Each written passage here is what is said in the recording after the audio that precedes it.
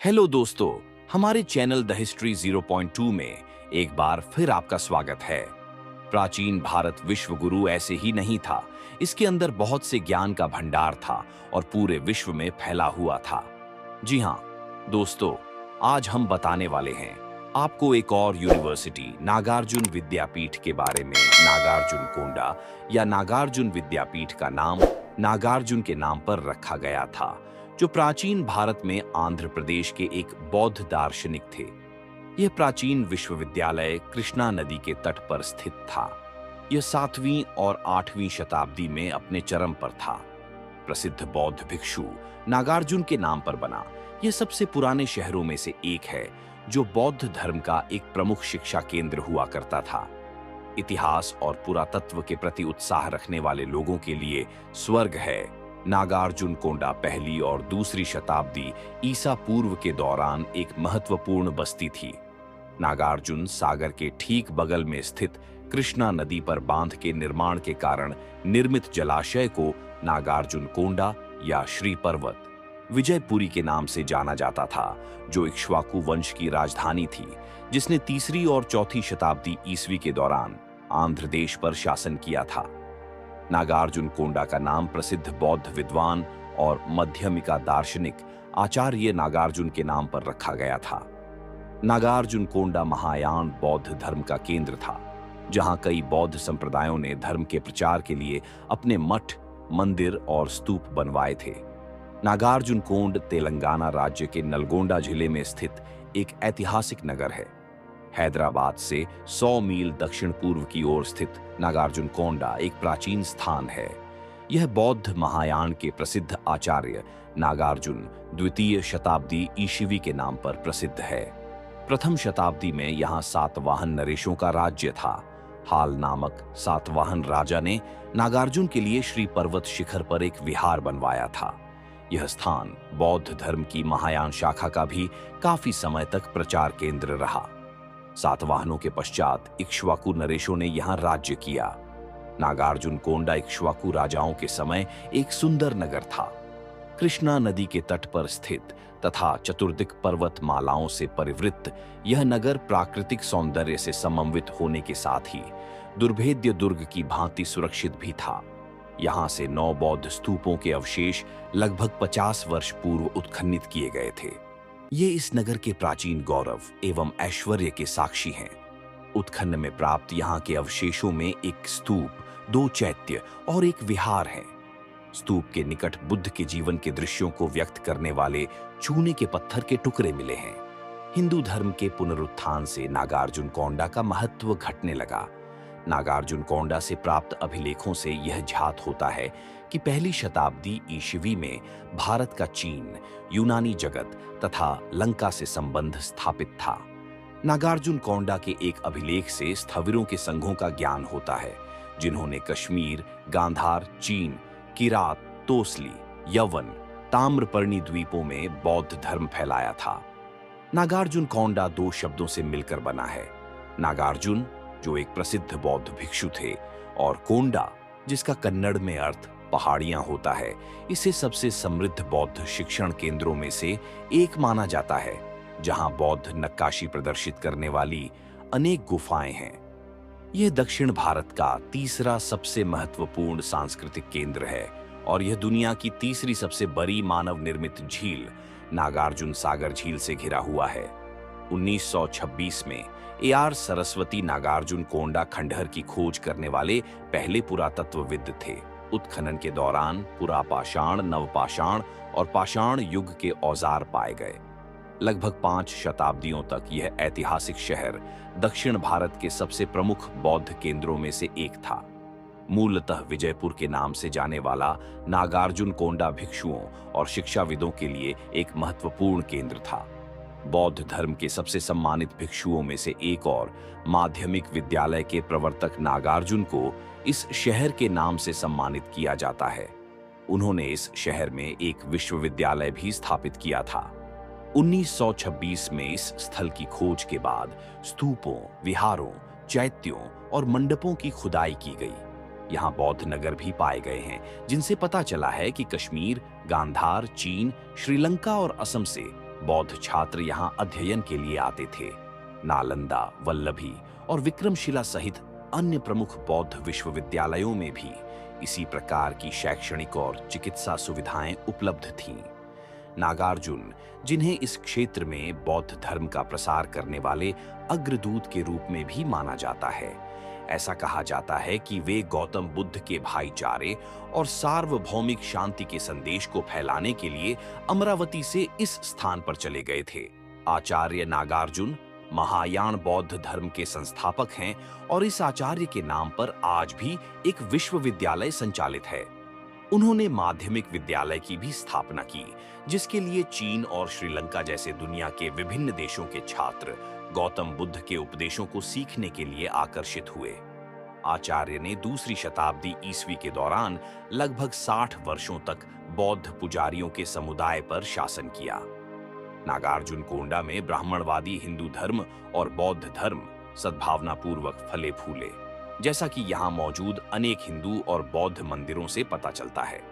महाचैत्य स्तूप, जो नागार्जुन कोंडा का प्रमुख स्तूप है, कहा जाता है कि इसमें बुद्ध के बहुमूल्य अवशेष रखे हुए हैं।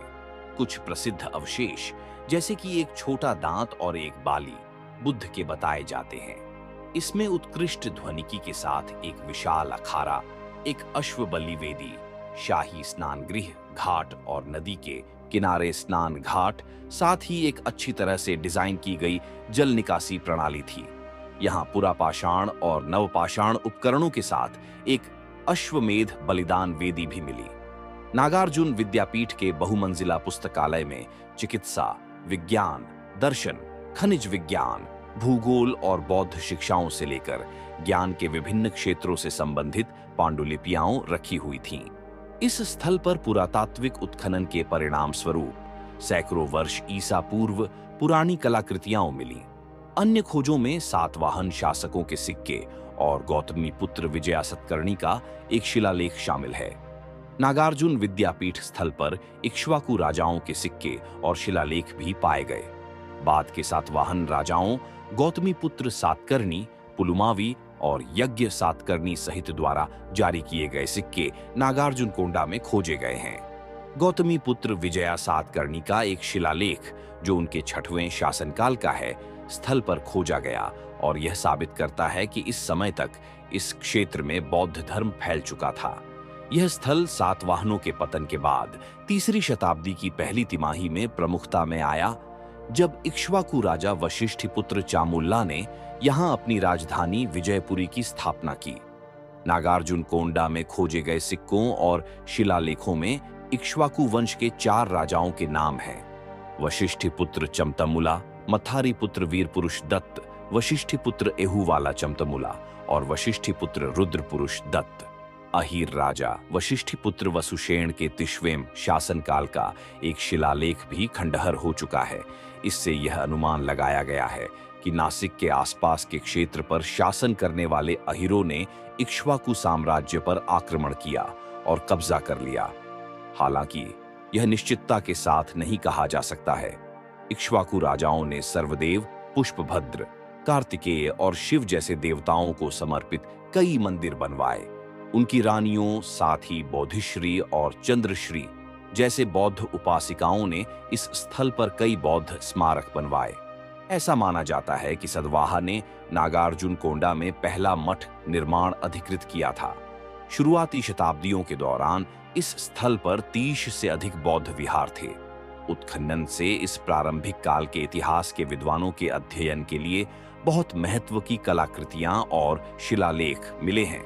इस स्थल पर मौजूद पुरातात्विक शिलालेखों से पता चलता है कि आंध्र इक्ष्वाकु राजा वीरपुरुष दत्त, एहुवुला और उनके परिवार के सदस्यों ने बौद्ध धर्म को संरक्षण दिया था।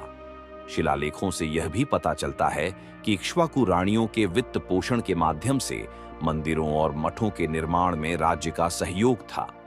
विशेष रूप से केम्प्टीसिरी को लगातार 10 वर्षों तक मुख्य स्तूप के निर्माण के लिए वित्त पोषित करने के रूप में दर्ज किया गया है। यह समर्थन कुलीन वर्गों से परे भी फैला था। कई गैरशाही नाम अवशेषों में अंकित हैं। अपने चरम पर यहाँ 30 से अधिक मठ थे और यह दक्षिण भारत में सबसे बड़ा बौद्ध केंद्र था। शिलालेखों से पता चलता है कि यहाँ महासंघिक, महिसाक और श्रीलंका के महाविहारवासिन के बहुश्रुतीय और अपरमहाविनासेलिया उपसंप्रदायों से संबंधित मठ थे। तमिल राज्यों उड़ीसा, कलिंग, गांधार, बंगाल, सीलोन, कुलधम्मगिरी और चीन से आए बौद्ध विद्वानों के लिए अन्य मठ भी थे। महाविहारवासिन मठ के स्थल पर एक पद चिन्ह भी है, जिसके बारे में माना जाता है कि यह गौतम बुद्ध का प्रतिरूप है। लेकिन यह भी कहा जाता है कि यह मंदिर और इसके साथ स्थित मठ बोधिसरी नामक एक महिला द्वारा बनवाया गया था तथा नागार्जुनकोंडा में बसे सीलोन भिक्षुओं के बिरादरी को समर्पित था। अशोक के शासनकाल के दौरान अशोक ने पूरे भारत में अवशेष वितरित करने के लिए 84,000 स्तूप बनवाए। प्रथम शती ईस्वी में यहाँ सातवाहन नरेशों का राज्य था। हाल नामक सातवाहन राजा ने, जो प्राकृत के प्रसिद्ध काव्य गाथा सप्तमी के रचयिता कहे जाते हैं, नागार्जुन के लिए श्री पर्वत शिखर तक एक विहार बनवा दिया था। यहाँ ये रसविद आचार्य अपने जीवन के अंतकाल में रहे थे। उनके यहाँ रहने के कारण यह स्थान महायान बौद्ध धर्म का केंद्र बन गया, जिससे भारत तथा बृहत्तर भारत में महायान के प्रचार में योगदान मिला। उस समय यहाँ एक बौद्ध महाविद्यालय स्थापित हो गया था। नागार्जुन का नाम तिब्बत तथा चीनी बौद्ध साहित्य में भी प्रसिद्ध है। कहा जाता है कि 3री या 4थी शती ई में एक अन्य तांत्रिक विद्वान नागार्जुन भी यहाँ रहे थे। सातवाहनों आंध्र नरेशों के पश्चात नागार्जुन कोंडा में इक्ष्वाकु नरेशों ने राज्य किया और वे आंध्र प्रदेश की राजधानी अमरावती से यहीं ले आए। उस समय नागार्जुन कोंडा को विजयपुर या विजयपुरी कहते थे। इक्ष्वाकु नरेश हिंदू मतावलंबी होते हुए भी बौद्ध धर्म के संरक्षक थे। यहाँ तक कि कई राजाओं की रानियां बौद्ध थीं और इस मत के प्रचार में क्रियात्मक रूप से भाग लेती थीं। संसार के इतिहास में धार्मिक सहिष्णुता का यह अपूर्व उदाहरण है।